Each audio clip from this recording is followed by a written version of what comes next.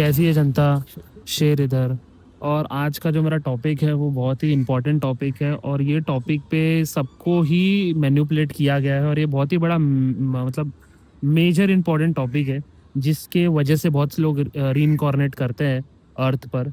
मतलब बेसिकली देखो, अभी देखो आप मरते हो तो मोस्ट कॉमन जो एक्सपीरियंस होता है नियर डेथ एक्सपीरियंस का, कि आप वाइट लाइट में जाते हो, टनल में से जाते हो, और फिर आपको एक लाइफ रिव्यू दिया जाता है, और लाइफ रिव्यू में आपको ये होता है कि आपको बताया जाता है कि ये आपने अपनी ज़िंदगी इस तरीके से जी है, आपने शायद आपने ये ज़िंदगी को इस तरीके से नहीं जिया है, शायद आपने यहाँ पे मिस किया है ये पार्ट, और आपने शायद यहाँ पर किसी को हर्ट कर दिया है, ये कर दिया है, वो कर दिया है, फलाना ढिमकाना, आपका ये कर्म है वरम है, तो आपको वापस जाना है।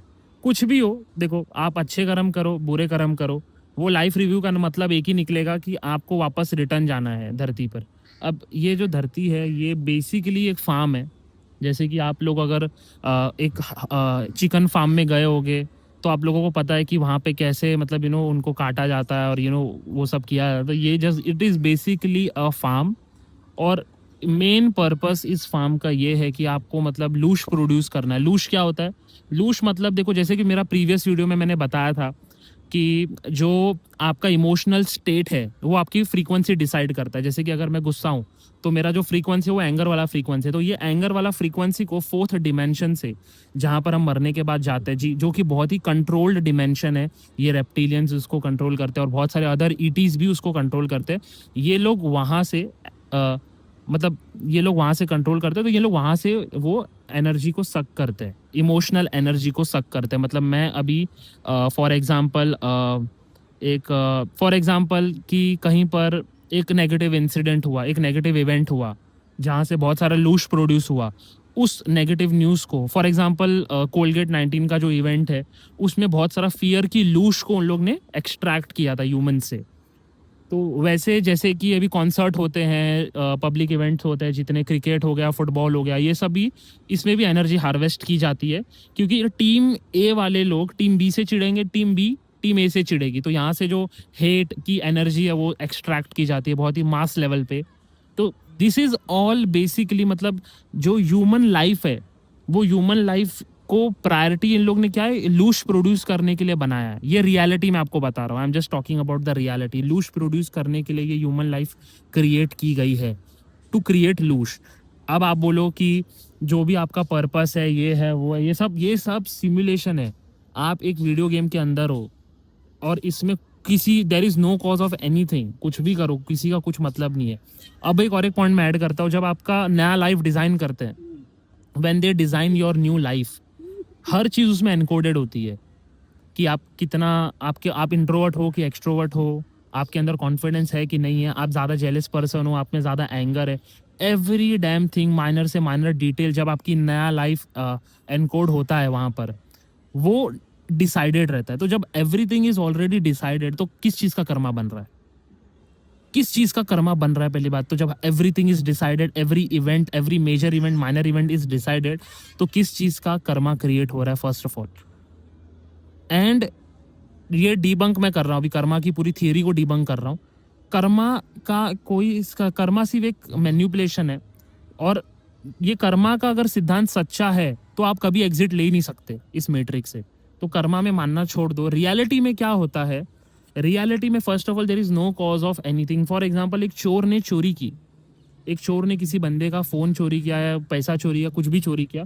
अब वो जो चोर है, जिसका चोरी हुआ, अब आई डोंट नो वो किस पर्सपेक्टिव से इस चीज को देखेगा। एक तो है वो बुरा मानेगा, उसको कर्स आउट करेगा, और फिर वो उसको, या तो फिर वो एक्सेप्ट करेगा। मतलब अब जो विक्टिम है, इसमें जो विक्टिम बंदा है जिसके साथ गलत हुआ है, अब वो उस चीज को किस तरीके से प्रोसेस करके आगे बढ़ता है।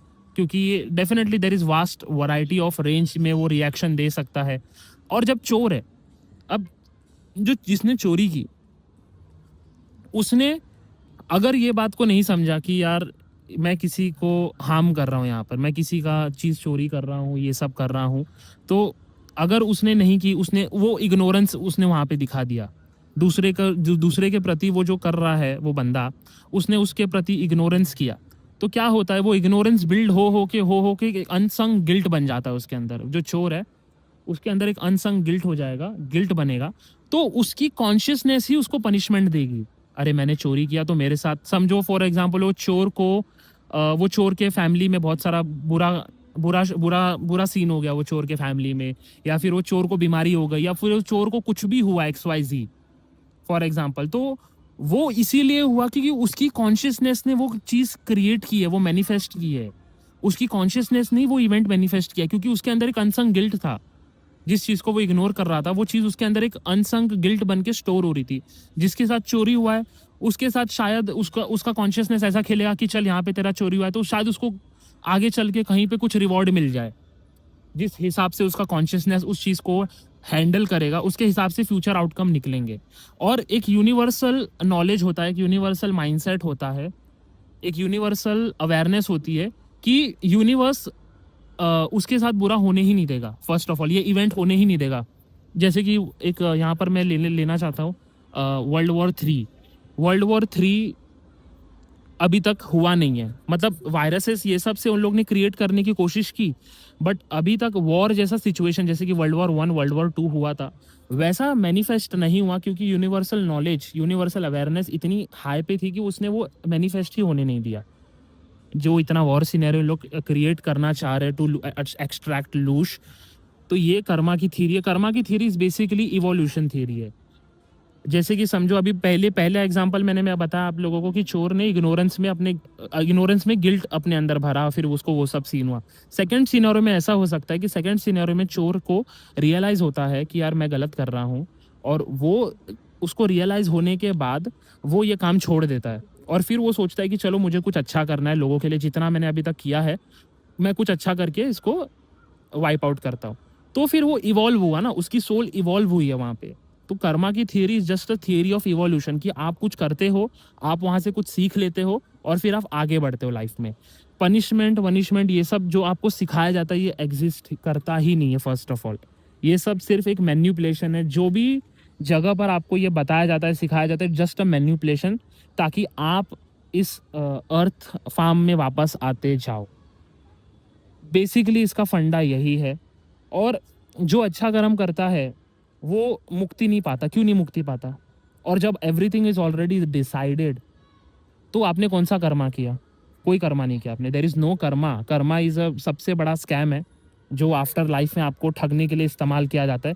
You are the expression beyond the matrix, you are the expression of the universe, you are God, you are God, you will not die, your awareness will not die. आप एग्जिस्ट करोगे, you are immortal, आप God हो। ये हकीकत है, ये reality है। ये सिर्फ एक माया चल रही है, और यहाँ पर सिर्फ एक और एक चीज़ मैं ऐड ऑन करता हूँ। अभी जो यहाँ पर चल रहा है, जैसे कि बहुत सारे हाई एडवांस सोल री इनकॉर्नेट करते हैं अर्थ पे, ताकि वो लोग अंदर से सिस्टम को डीबंक करें, अंदर से सिस्टम के खिलाफ उन लोग जाके लोगों की अवेयरनेस बढ़ाए। क्योंकि क्या होता है, अर्थ, एवरीथिंग इज कनेक्टेड। अगर अर्थ पे ये सिस्टम चल रहा है, अर्थ पे लोगों के साथ ऐसा हो रहा है, अर्थ पे लोगों को चूतिया बनाया जा रहा है, अर्थ पे लोगों को ऐसा बैटरी इस्तेमाल किया जा रहा है, तो इससे जो है पूरा गैलेक्टिक में फ़र्क पड़ता है। गैलेक्टिक में उन लोग का वाइब्रेशन डाउन होता है कहीं ना कहीं पे, और ये सिर्फ अर्थ पर ही होता है। फाइनेंशियल सिस्टम, ये जो चूतिया जैसा सिस्टम हम लोग ने बना के रखा है, ये सब सिर्फ अर्थ पर ही एग्जिस्ट करता है, बाहर एग्जिस्ट नहीं करता। Earth is in quarantine. अर्थ पे ना कोई आ सकता है अपनी मर्जी से, ना कोई जा सकता है। आपको आपकी अवेयरनेस उतनी होनी चाहिए। अभी तो वैसे 2015 के बाद बहुत क्लीन अप हुआ है एस्ट्रल रिलिम। बहुत, जो मेरे पास इन्फॉर्मेशन है मैं आपको वो बता रहा हूँ। एस्ट्रल रिलिम में बहुत सारा क्लीन अप किया गया है, बहुत सारी उनकी जो चीज़ें हैं वो डिस्ट्रॉय की गई हैं, क्योंकि अभी क्या है, असेंशन का टाइम है, अभी लोग असेंशन करने वाले हैं। इसीलिए अब मैं भी उनमें से काम कर रहा हूँ। मैं आप लोगों को बता रहा हूँ, इन्फॉर्मेशन दे रहा हूँ, ताकि आप लोग ये सब चुतियापा में मत पड़ो।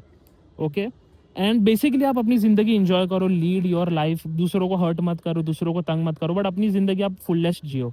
देर is no cause of anything, no cause. जो आपको लग रहा है ना कि मेरे को ये करना पड़ेगा, वो करना, ऐसा कुछ भी नहीं है। First of all, Karma is the stupid thing, stupid theory जो आप लोगों को बचपन से इनग्रेन कराई गई है। तो Karma is not Karma, it is basically theory of evolution.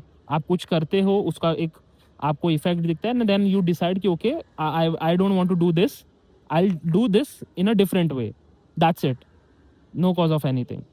I hope आप लोगों को ये बहुत ही बड़ा टॉपिक समझा होगा। एंड अगर आज का वीडियो अच्छा लगा गाइस तो लाइक करना, शेयर करना, एंड थैंक यू।